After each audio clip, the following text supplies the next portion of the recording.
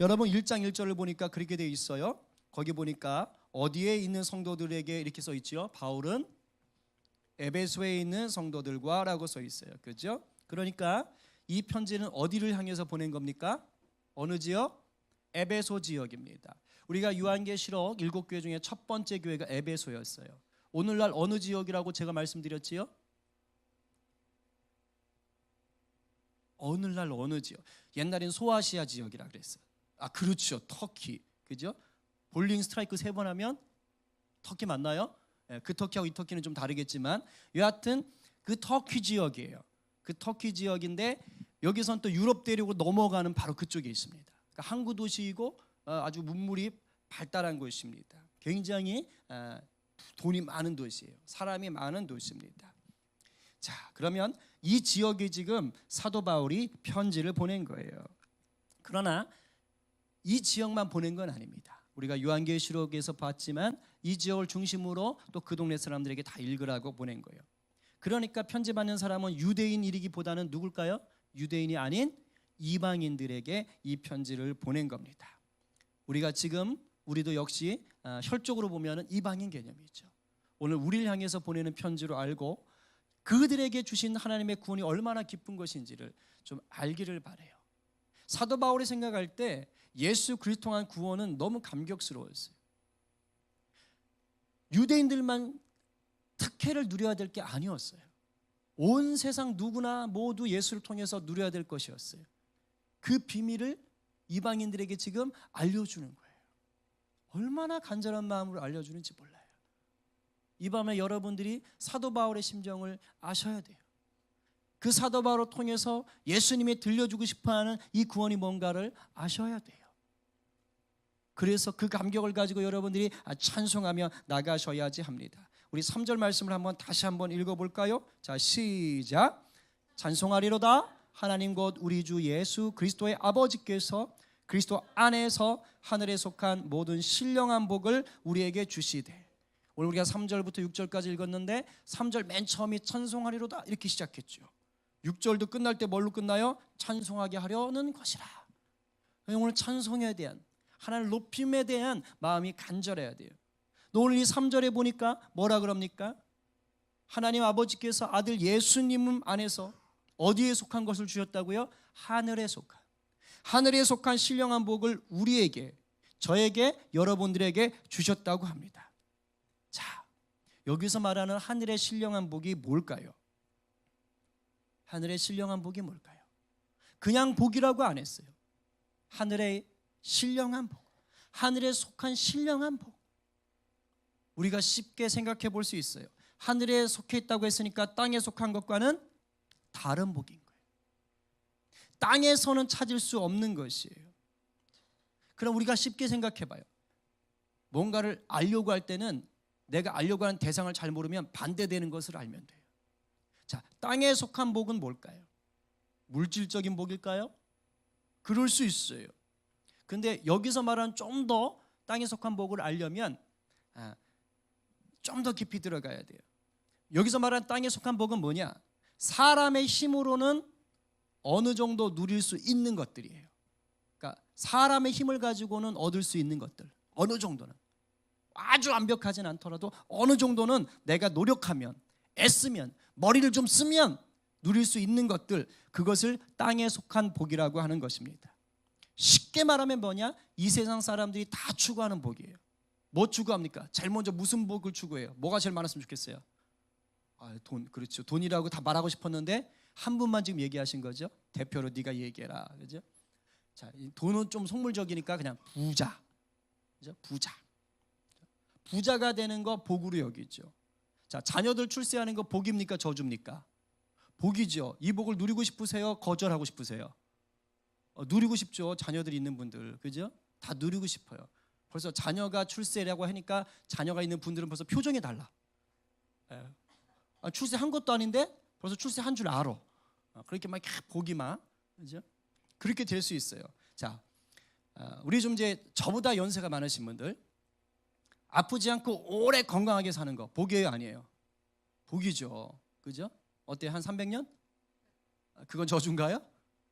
그거 저주. 왜 저주해? 아프지 않고 건강하게 오래 사는데, 그죠? 20대처럼 살 수 있어봐요. 그럼 못할 일도 없잖아요.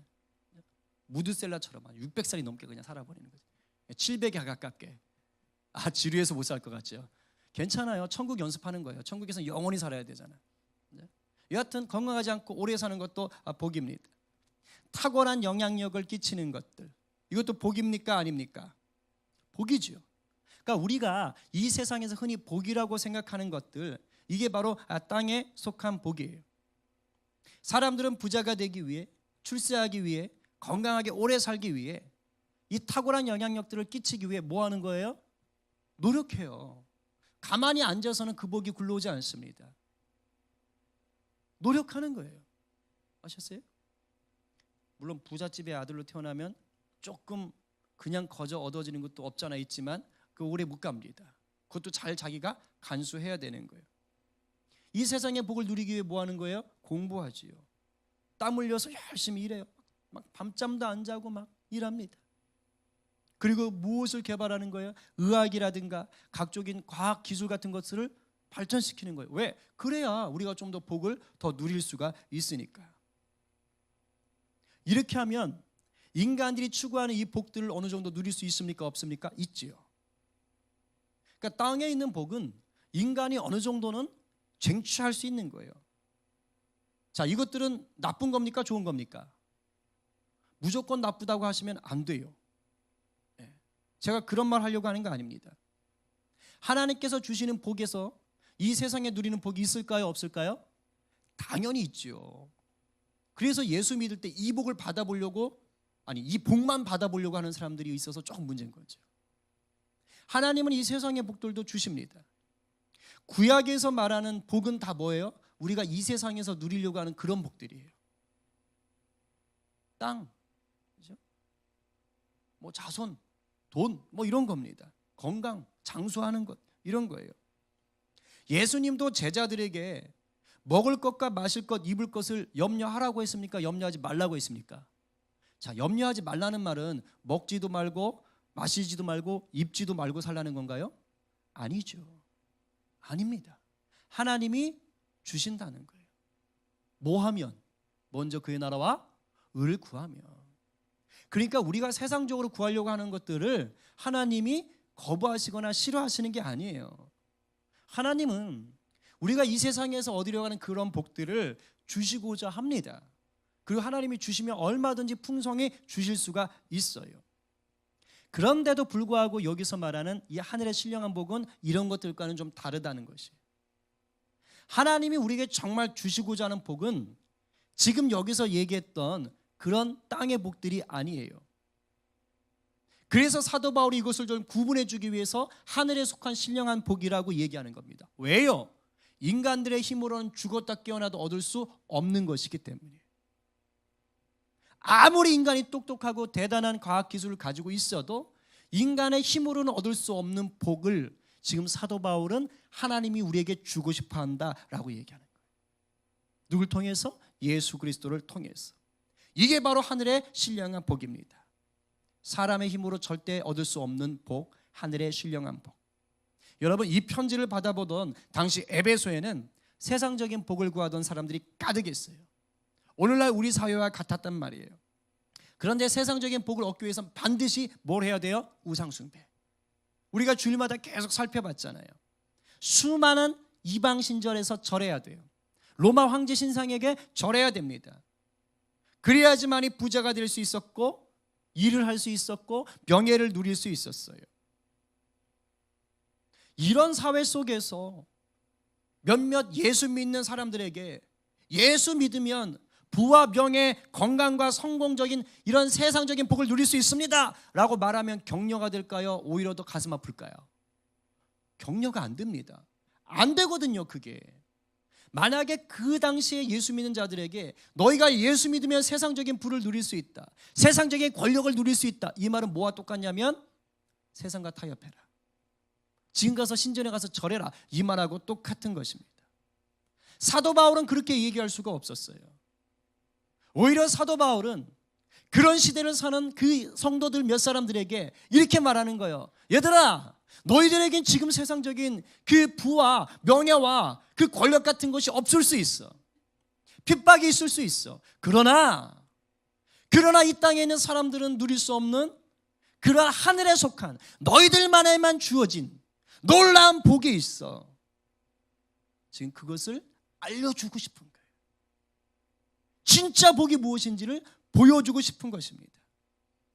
오늘 사도 바울의 이 마음이 우리에게 전달되기를 간절히 축복합니다.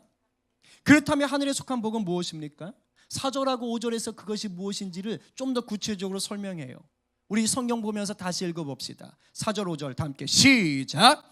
곧 창세전에 그리스도 안에서 우리를 택하사 우리로 사랑 안에서 그 앞에 거룩하고 흠이 없게 하시려고 그 기쁘신 뜻대로 우리를 예정하사 예수 그리스도로 말미암아 자기의 아들들이 되게 하셨으니 아멘. 하나님이 그 아들 예수님을 통해서 우리가 하나님의 아들들이 되게 하셨다고 합니다. 자, 이 말 들으면 우리 자매들은 기분 나빠져요, 안 나빠져요? 정직하게 솔직히 얘기해 보세요. 기분 나빠요, 안 나빠요? 아들들이 되게 하셨대요. 딸들은 어디 갔는 거예요? 이 시대 사용하는 언어 용법은 남성 중심입니까? 여성 중심입니까? 남성 중심이에요. 그래서 자기의 아들들이 되었다라고 얘기하는 것 속에는 그 시대 문화적인 것을 포함했을 뿐이지 진짜 아들들만 예수님의 구원자로 삼았을까요? 아닙니다. 그래서 저기서 아들들이 되게 했다라는 말은 괜히 막 여성분들 화내지 마세요. 헬라어 원어는 아들들, 딸들 뜻이 아닙니다. 원래 헬라어 원어 아들들이 되겠다는 양자로 입양했다라는 휘오데시아라는 말이에요. 양자로 삼아줬다 이런 거예요. 근데 번역을 이렇게 한 겁니다. 정확한 번역은 아닌 거예요.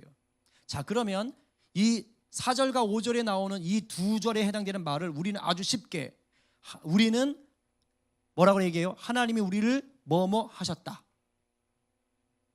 입양했다라는 건 원문 뜻이고 입양했다는 말을 우리 쉽게 우리적 기독교적 아주 쉬운 용어로 하나님이 우리를 뭐뭐 하셨다? 그렇죠. 구원하셨다. 구원하셨다라고 하는 거예요. 바로 구원하셨다라는 구원하셨다. 그런데 우리의 구원이 언제 이루어졌다 그랬어요? 창세전이니까 무슨 말이죠? 세상을 창조하기 전에. 그때 이미 뭐 했다고요? 예정됐대요. 우리를 예정하사. 그래서 하나님이 선택했답니다. 다 들어보셨지요? 다시 한번 말해봅니다. 여러분 이거 어떻게 받아들이세요? 하나님이 우리를 세상을 창조하기 전에 예정하셔서 선택했다는 게 여러분 완벽하게 이해가 되세요? 혹시 이 중에 창세전에 이 하나님이 나를 구원하시는 현장에 가셨던 분, 체험해 보신 분 있나요? 없지요. 어떻게 아세요? 성경에 써 있으니까, 그러니까 맹목적으로 믿을 수 있지요. 근데 성경에 이렇게 써 놓은 이유가 있어요. 그냥 달달달 외워가지고 무조건 머릿속에 꾸겨 넣어 이런 뜻이 아닙니다. 성경에 이렇게 쓸 때는 그럴 만한 이유가 있는 거예요. 사람의 지식으로 착각할 수 있기 때문인 거예요. 왜요? 여러분들이 예수를 믿고 구원받았다라고 느끼는 건 다 어떤 사건이에요? 엄마 뱃속에 있을 때 엄마가 교회 다녔거나, 우리는 그걸 뭐라고 해요? 모태신앙이라고 하잖아요. 그러니까 모태신앙에 의해서 엄마로 인해 내가 그냥 예수를 믿어버렸거나, 믿어버린 건 아니죠. 믿게 된 거죠. 아니면 지금까지 살아오시면서 어느 순간에, 그죠? 어느 순간에 예수를 믿게 되었거나, 뭐 누가 전도하러 가자 했을 수도 있고, 꿈에 막 이상한 꿈을 꿔가지고 교회 가야 된다 뭐 이럴 수도 있고, 그죠? 뭐 제가 어떤 저기 방송을 좀 보니까 무당이었다가 이게 예수님을 믿은 분이 있더라고요. 막 그분은 무당이라, 그죠? 영으로 막 하나님 말씀하시는 거죠. 그런 경우들도 있는 거예요. 여러분들은 다, 여기 젊은 친구들은 뭡니까? 어릴 때 여기 계신 몇몇 선생님들한테 걸려가지고, 그죠? 그때부터 이제 예수를 믿게 된 거 아닙니까? 대부분 우리가 다 그래요. 예외가 없어요. 자, 그렇게 본다면 내가 예수를 믿고 구원을 받은 게 세상을 창조하기 전과 상관이 있어요, 없어요? 전혀 없습니다. 전혀 관계없어요. 우리는 그걸 알 수가 없어요. 우린 철저히 어머니의 믿음 때문에 또는 내 결심에 따라서 예수를 믿고 구원받았다라고 느껴질 수밖에 없어요. 잘 들어요. 그런데요, 만약 우리의 구원이 이렇게 해서 얻어지는 거라면, 엄마가 믿었기 때문에 얻어지는 것이고, 내가 누군가가 가자고 할 때 오케이 알았어요 가볼게요 하고 와서 믿어지는 것이라면, 그러면 이것은 하늘에 속한 신령한 복이 될 수 없습니다. 왜일까요? 제가 아까 땅에 속한 복이 뭐라고 얘기했잖아요. 자, 하늘에 속한 복이 되려면 사람의 힘으로는 구할 수 없어야 돼요. 그런데 엄마 뱃속에서 믿거나 내가 선택해서 믿는 거면 내가 믿는 겁니다. 구원을 내 힘으로 이루는 거예요. 이건 진짜 구원이 될 수 없는 거예요. 하나님만이 줄 수 있는 복이 되지 않는 겁니다. 사도 바울이 지금 그걸 밝혀주는 거예요. 네 힘으로 구원받는 거 아니야. 땅에 있는 복을 구하듯이 그렇게 구할 수 있는 것 아니야 라고 얘기하는 것입니다. 그래서 성경 곳곳에서는 우리가 누리는 구원이 우리의 힘으로 되는 게 아니다라고 얘기해요. 오늘 본문도 바로 이것을 밝혀주면서 우리가 누리는 이 구원이 얼마나 큰 복인지 알려주는 거예요. 우리 아직 어린 친구들 가운데는 이게 잘 안 와닿아요. 그리고 그냥 엄마가 교회 가자니까 왔을 수 있어요. 친구가 교회 가니까 왔을 수 있어요. 내가 예수 믿는지 아닌지도 헷갈릴 수 있어요. 이게 다 뭐예요? 내가 얻는 거라고 생각해서 그런 거예요. 그렇지 않다는 거예요. 사도 바울은 그 정도가 아니라고 지금 얘기하는 것입니다. 여러분 한번 비유를 들어볼까요? 집에 반려동물 키우는 분이 있습니까? 아마 많을 거예요. 저희 집도 있어요. 저희 집에는 하원이, 시원이, 반려동물 소원이, 이게 세 번째가 있습니다. 제가 이 설교를 준비하면서 그런 생각을 했어요. 우리 집에 있는 소원이는 그냥 누가 줘서 의도한 건데, 보통 반려동물 파는 가게 가서 사올 때도 있지요. 그럴 수 있어요. 자, 그러면 그 경우를 한번 생각해 보겠습니다. 반려동물 파는 가게에 반려동물들이 있는 이유가 뭘까요? 예, 거기에서 뭐 하기 위해서? 팔려나가기 위해서요. 그 가게에 있는 동물들이 있는 이유는 팔려나가기 위해서입니다. 고상한 말로 얘기하면 입양되기 위해서 거기에 있는 거예요. 그거를 그 동물들이 계획했을까요? 아니요. 누가 계획하죠? 반려동물 가게 주인이.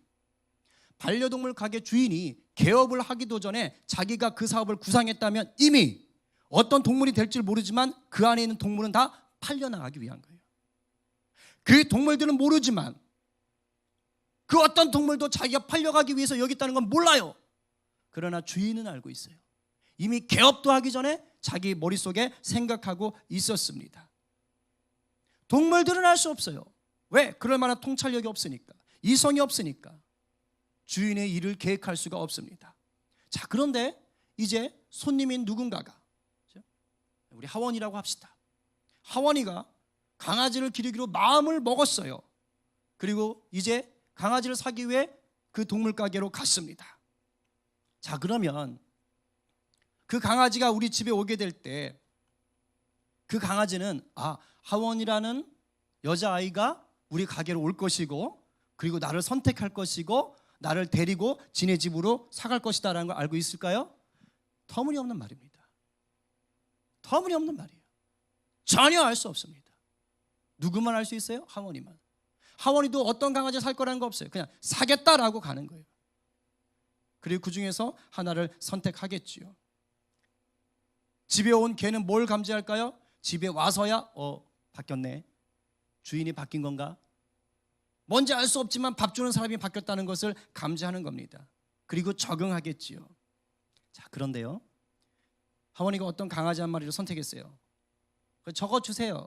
그리고 가려고 하는데 이게 막 짖어, 막 물어, 그리고 막 이렇게 똥 싸, 막 거부해, 안 가려고 그래. 하원이가 그 강아지를 살까 안 살까요? 당연히 안 사죠. 뭐 정든가 아니니까. 그러면 특별히 뭘 사겠다 결정한 거 아니면 그 중에 그거 안 사고 다른 거 사오면 되는 거예요. 다른 거 사오면 돼요. 잘 들어요. 우리가 하나님의 이 선택하심, 예정하심을 살면서 내 삶의 어떠한 순간 속에서 깨닫게 되는 것, 실제로 알게 되는 것이 이와 비슷한 거예요. 엄마의 믿음을 통해서 믿게 됐든 아니면 내가 친구 따라와서 믿게 됐든 그렇게 결정해서 왔든 창세전에 하나님의 계획이 내 인생의 어느 시간에 드러난 것뿐인 거예요. 그냥 반려견 가게에 있던 개가 어느 순간에 팔려가는 거하고 똑같은 거예요. 물론 우리가 반려견이라는 예승이 아닙니다. 상황적으로 그렇다는 거예요. 그렇기 때문에 누군가가 나한테 와서 예수 믿으라고 전도를 했어도 만약에요 내가 이것을 거절해요. 아까 그 나쁜 강아지처럼 내가 막 반항해요. 안 믿어! 그죠? 가족들 중에 그럴 수 있잖아요. 너나 잘 믿어라! 막 이렇게 하면서, 그죠? 나중에 가서 믿겠다. 막 부드럽게 말하는 배우자가 있을 수도 있어요. 그래요. 당신만 잘 믿어. 됐어. 이 생에서만 우리 둘이 행복해. 뭐 이렇게 아주 신사적으로 얘기할 수도 있어요. 아니면 아주 포악하게 거부할 수도 있어요. 막 집어던지면서 막 또 가냐! 막 그러면서 방해할 수도 있습니다. 이런 경우가 있지요. 우리 주변에도 있고 내가 당장 경험할 수 있어요. 자, 이런 경우는 뭐냐? 하나님의 이 선택과 예정이 성취되지 못하는 거예요. 근데 둘 중 하나입니다. 둘 중 하나예요. 아직은 그 사람을 향한 구원이 그 사람의 완고함 때문에 세상에 드러나지 못하는 게 하나입니다. 때가 안 된 거예요. 하원이가 살아간데 강아지가 쉽게 말하면 거부하는 거죠. 그 강아지가 아직 정신을 못 차린 거죠. 하원이한테 오면 얼마나 사랑받는지를 모르고 아직 승질이 들어온 겁니다. 길들여지지 않은 거예요. 나중에 길들여지면 누구한테 팔려가겠죠. 계속 버팅기면 더디 팔려가겠죠. 그거하고 똑같아요. 하나님은 선택할 수 있어요. 분명히 예정하셨어요. 그런데 나의 완고함으로 나의 죄로 인해서 그 시기가 더디 드러나는 것이 한 가지 있습니다. 자, 또 하나는 비참한 경우인데 어떤 경우일까요? 하나님이 선택하고 예정하지 않은 경우예요. 문제는 우리는 이 둘을 구분할 수 있어요, 없어요? 없습니다. 구분하려고 해서도 안 되고 구분도 못 해요. 그러니까 아무 의미 없어요. 내 남편이 구원 받았나 안 받았나, 내 자식이 구원 받았, 그런 생각 하실 필요 없어요. 전혀 의미 없어요. 하나님의 주권이고 하나님께 맡겨진 것입니다. 우리는 뭐만 하면 되는 거예요? 누군지 모르니까 무조건 증거하는 것입니다. 때가 되면 믿게 되는 은혜가 있는 거예요. 자, 그럼 역으로 내가 그럼 구원받았다는 사실은 어떻게 알까요? 창세전에 내가 하나님 앞에 선택받았는지 아니는지를 어떻게 알 수 있습니까? 역시 비유적으로 말씀드릴게요. 오늘 개하고 고양이가 계속 등장하는데 양해하시기 바랍니다. 제가 어제 동물농장을 아주 은혜롭게 봐가지고 지금 막 개하고 고양이가 막 제 속에 가득 차 있어요. 그 이야기는 다음에 하겠습니다. 너무 감동적이에요. 제가 울면서 봤어요. 동물농장 보면서 그렇게 은혜 받긴 처음이었어요. 제 설교보다 나아요. 그죠? 웃는 건 뭐지? 웃으면 안 돼. 자, 저희 집에 그 소원이라는 강아지를요, 하원이는 정말 끔찍이 아끼고 사랑해요. 저는 그만큼 아끼지 않습니다. 저는 그렇게 사랑하지 않아요. 자, 이거를 저희 집 강아지가 알까요, 모를까요? 개 전문가이신 우리 규성님께 물어보겠습니다. 알까요, 모를까요? 알죠. 개는 알아요. 자기를 사랑해주는 사람이 누군지를 정확하게 압니다. 그 차이까지 알아요. 그러나 이런 차이가 생긴 이유는 알 턱이 없죠. 저 사람이 나를 왜 때리는지 알지 못합니다. 그죠? 소원이는요, 자기가 우리 집에 와서 어쩌다 살게 됐는지 그 이유를 몰라요. 소원이는 우리 하원이가 자기를 목욕시켜주는 이유를 몰라요. 귀 파주는 이유를 몰라요. 단지 소원이가 아는 건 단 하나 있습니다. 하원이가 나를 사랑해 주는구나. 이유는 몰라요. 그러나 사랑해 주는 것은 알아요. 제가 왜 자꾸 이런 얘기를 하냐면 구원에 대해서 설명을 좀 쉽게 하는 겁니다. 이거와 비슷해요. 우리가 하나님과 우리 사이에 질적인 차이가 있어요, 없어요? 달리 말하면 개가 사람이 될 수 있어요, 없어요? 없지요. 사랑받는 느낌은 알아도 그 이유는 모르듯이 차이가 있기 때문이에요. 사람이 아니기 때문이에요. 우리에게도 피조물인 우리와 하나님과는 질적인 차이가 있는데 이 강아지하고 사람의 차이 정도가 아닌 거예요. 우리는 상상할 수 없는, 이해할 수 없는 차이가 있는 겁니다. 그래서 우리가 이 구원을 받았는지 아닌지를 지식적으로, 체험적으로 알 수가 없는 거예요. 왜? 차이가 너무 많기 때문에. 창세전에 살아본 적도 없고 신적인 존재도 아니니까 알 수가 없는 거예요. 그런데도 불구하고 뭐는 느낄 수 있느냐? 사랑받고 있다는 것은 느낄 수 있는 거예요. 이게 굉장히 중요해요. 우리 집에 있는 강아지는 아무런 건 몰라도 누가 나를 사랑하는구나 정도는 알아요. 누가 날 싫어하는구나 정도는 알아요. 구원이 이와 같습니다. 정확하게 말로 설명할 수는 없어요. 그러나 내가 하나님께 사랑받고 있다라는 영적인 느낌은 있어요. 이거 굉장히 중요한 거예요. 감정을 얘기하는 게 아니에요. 뭘로 설명할 수는 없어요. 그런데 뭔가 내가 하나님의 사랑을 받고 있다는 영적인 느낌.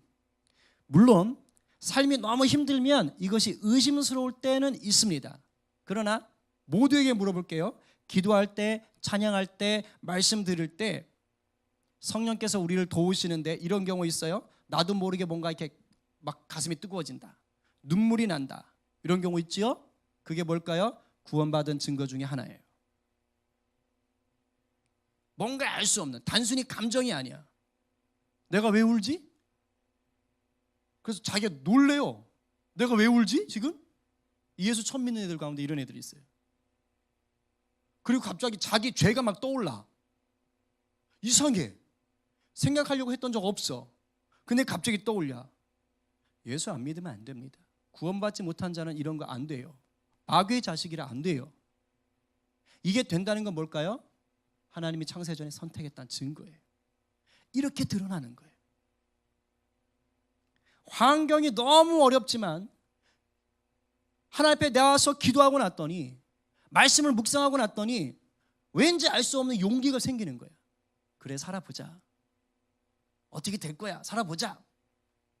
이런 마음이 생겼어요. 구원받았다는 증거 중에 하나예요. 나 이제 외톨이야. 아무도 나를 사랑하지 않아. 살아야 될 이유가 없어. 그렇게 생각했는데 교회 공동체들에게 또는 믿음의 사람들에게 카톡 같은 게 날아와요. 잘 지내? 요즘 얼굴이 안 좋아 보이는데 힘을 좀 내. 이러한 관심과 격려가 있다? 뭘까요? 나를 구원하신 하나님께서 여전히 나를 위해 그 누군가를 통해 일하고 계신다는 증거입니다. 우리 모두에게 이런 체험들이 있을 거예요. 달리 말하면 그렇기 때문에 우리는 하나님이 창세전에 구원하신, 하나님의 구원 안에 들어있는 자들인 줄로 믿으시기 바랍니다. 아멘이시죠? 비록 내가 내 힘으로 예수님을 믿은 것처럼 보이지만 철저히 하나님의 일인 거예요. 이걸 아는 게 중요한 거예요. 사도 바울이 그래서 얘기하는 거예요. 하나님이 하시지 않으면 우리는 구원받을 수가 없어요. 그런데 구원받는 것도 감사한데 하나님이 이 구원의 가치를 아주 특별하게 높여놓으셨어요. 특별하게. 그게 바로 아까 말했던 양자됨이라는 거예요. 양자됨.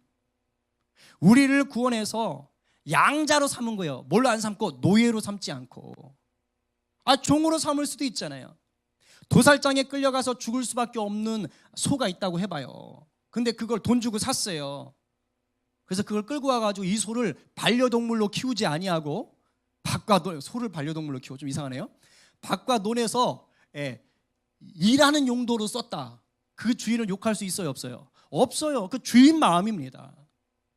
소는요, 만약에 자기가 생각할 수 있다면 죽지 않은 것만으로도 감사해야 돼요. 그래서 소처럼 열심히 일할 수 있어요.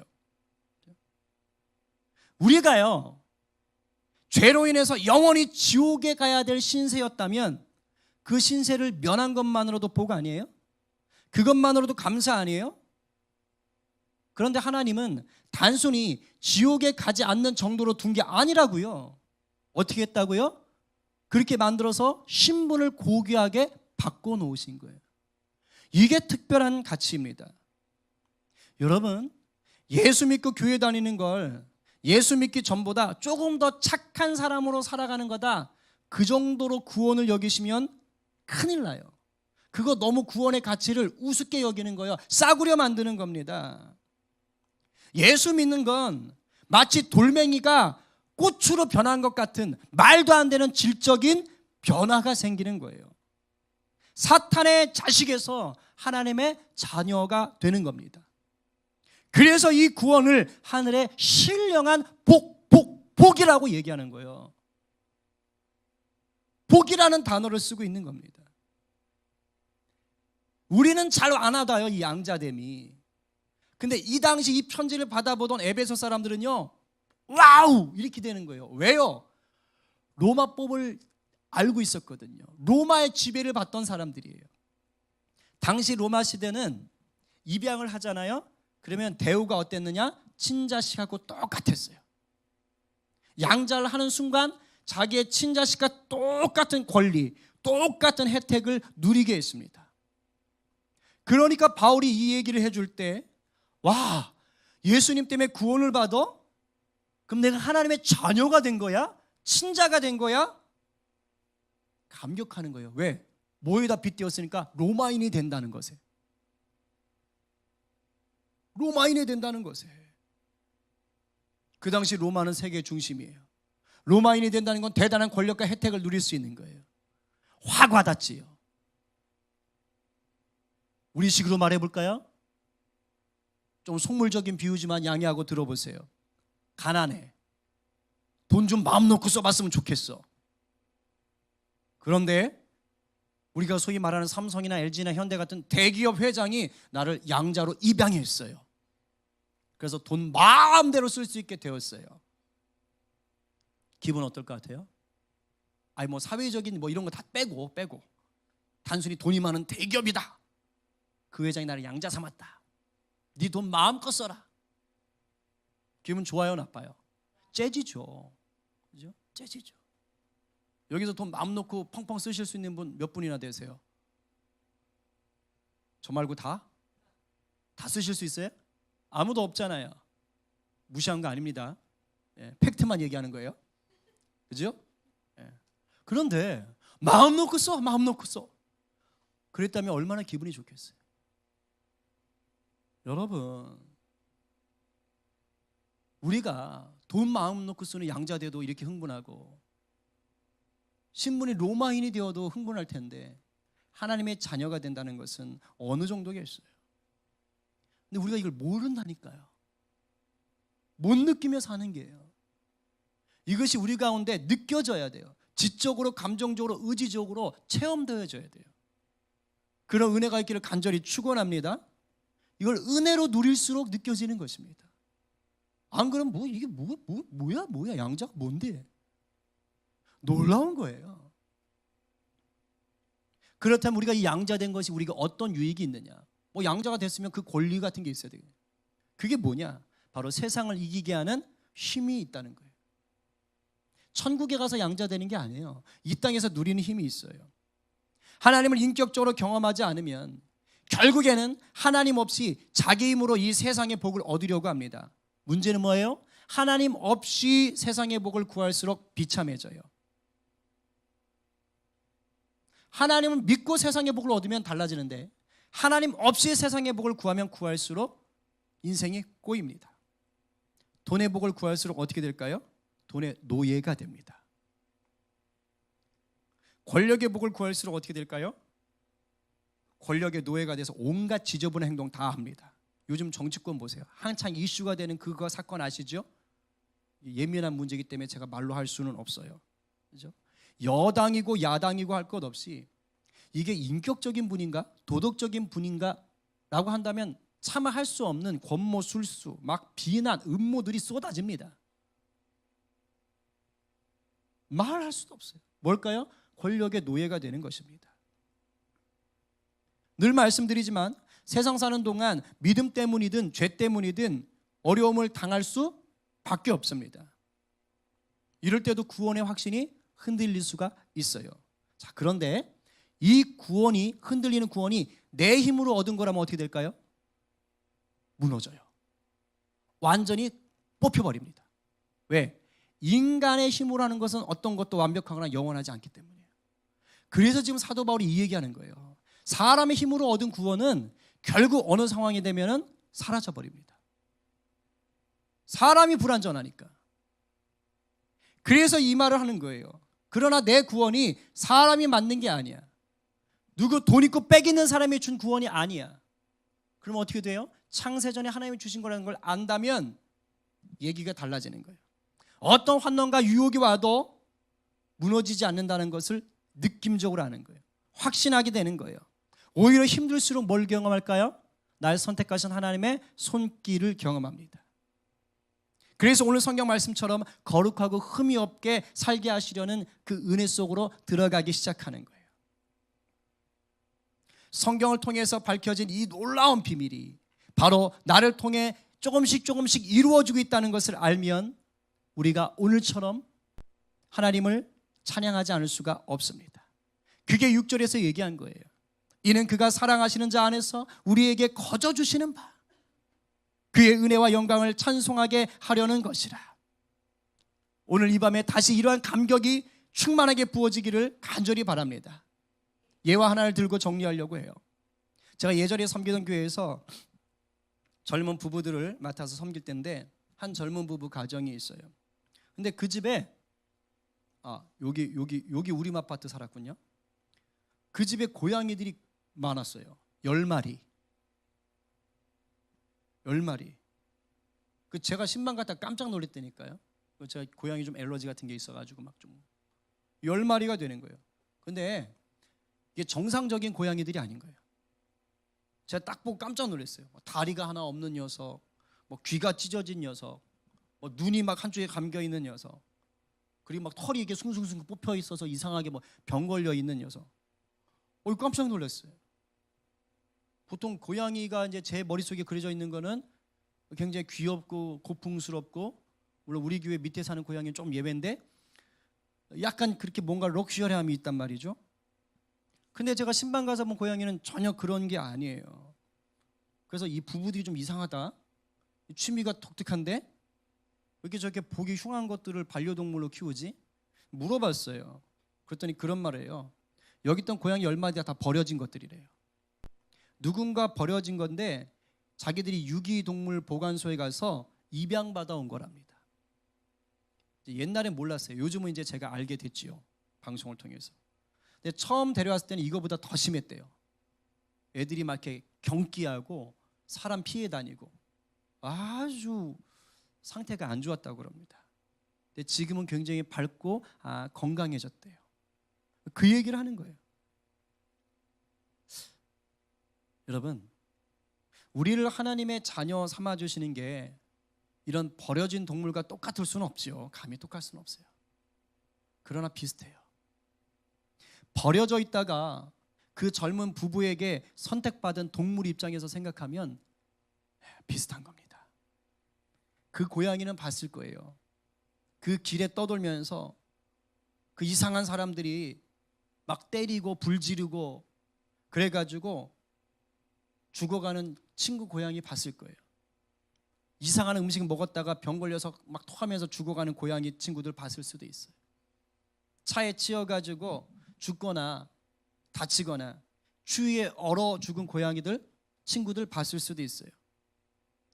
지금 그 집에 있던 그 10마리 고양이들이 그런 위험을 겪고 나서도 살아있는 것들이에요.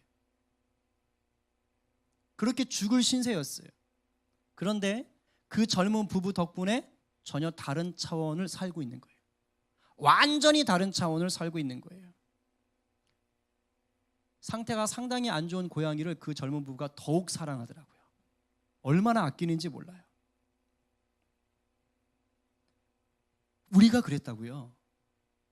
우리가 죄로 인해 사탄한테 질질 끌려다니며 어둠 속에 살 때 지옥에 갈 수밖에 없었던 우리를 하나님이 선택하셔서 구원하는 그 어느 날이 있었던 거예요. 그날이 없었다면 우린 여전히 만신창이 속에서 죽을 수밖에 없었어요. 어떤 분들은 예수 믿기 전에 정말 힘든 삶을 살았을 수 있어요. 외상을 입은 고양이처럼 영적으로, 육적으로, 정신적으로 엄청난 상처들이 있을 수 있습니다. 그런데 그 젊은 부부가 10마리 고양이를 상태가 어떠하든지 상관없이 굉장히 사랑하고 품고 있는 것처럼 하나님이 우리를 구원하시면 그와 같이 만지시는 거예요. 예수 믿기 전에 어떤 상태였든지 간에 하나님의 선택과 구원 속에서는 이미 그것은 문제가 되지 않아요. 하나님은 우리의 완고함과 죄로 인해 무너지고 상처있고 깨어졌던 것들을 그 어느 순간 돌이키게 하셔서 품으시고 바꿔가시고 그 속에 은혜의 은혜를 부어주시는 것입니다. 이게 은혜의 견고함입니다. 나로부터 시작된 구원이 아니기 때문에 그 은혜는 확실하고 흔들 수가 없는 것이에요. 아멘이세요? 여러분 한번 물어볼게요. 만약 여러분들이 하나님이라면 예수 믿기 전에 여러분과 같은 사람을 위해서 자기 아들을 죽이시겠어요? 자기 아들 죽이면서 여러분을 선택하실 것 같아요? 그리고 나서 그 죽게 만든 그 아들이 쓰던 옷과 집과 물건들을 마음대로 쓰라고 허락해 줄 것 같습니까? 이거 하셔서 존경받는 분이 손영원 목사님이잖아요. 저 같으면요 이런 거 못할 것 같아요. 저 같으면 예수님을 인격적으로 만나기 전에 저 같은 인간을 만약에 선택한다? 안 될 것 같아요.